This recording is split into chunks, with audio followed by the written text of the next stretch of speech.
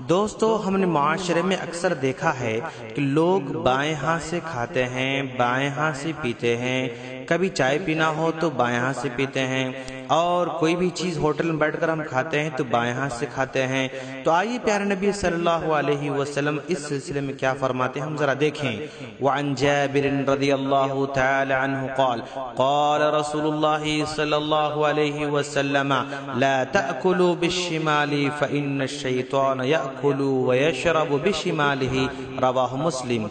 हज़रत जाबिर रज़ियल्लाहु तआला अन्हु कहते हैं कि अल्लाह के रसूल सल्लल्लाहु अलैहि वसल्लम ने फरमाया, बाएं हाथ से मत खाओ, इसलिए कि शैतान बाएं हाथ से खाता और पीता है।